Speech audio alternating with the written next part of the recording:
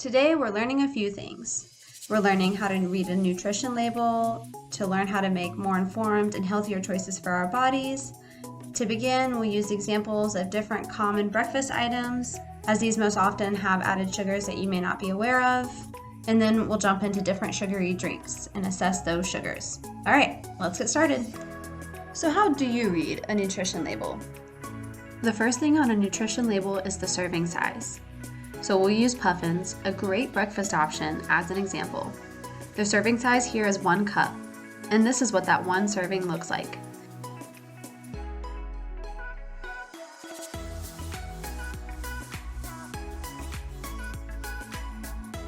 If I double it, this is what it looks like. Remember, if you double the serving size, you double everything else on the nutrition label too. Now let's keep going. The next thing to look for on a food label that comes right after the serving size is calories.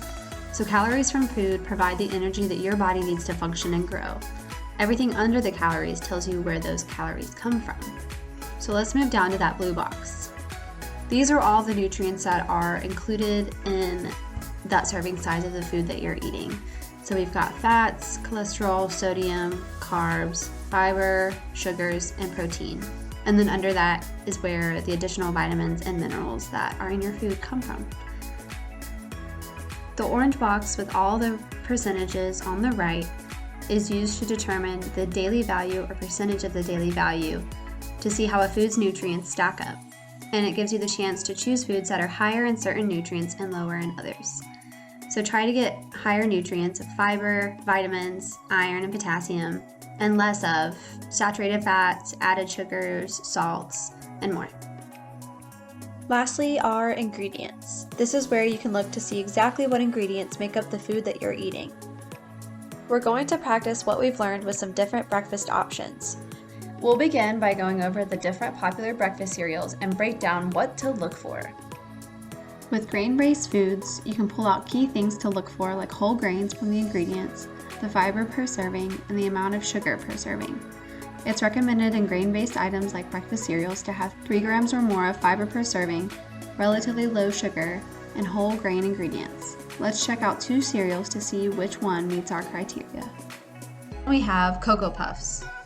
Whole grain is on the top, but let's look for ourselves. We can see that there is 1 gram of fiber, sugars, and whole grain in the ingredients. Does it fit our criteria? No, it does not have a significant amount of fiber. Multigrain Cheerios. There's 3 grams of fiber per serving, 6 grams of sugar, and whole grain oats, corn, rice, sorghum, etc. in those ingredients. So does this meet our criteria for a healthy breakfast option? Definitely. Now let's move to examples of popular drinks. Let's think of them in order of good to have all the time, okay to have sometimes, and okay to have once in a while, but not too often. We'll be using the 3 examples of Coca-Cola, Milo's tea, and water. Coca-Cola has 65 grams of sugar per bottle. Milo's sweet tea has 18 grams of sugar per 8 fluid ounces.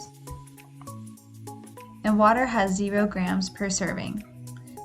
Notice how I'm not saying the serving size is the entire bottle for each of them. Keep this in mind when you read nutrition facts. So let's see how much sugar that looks like for each.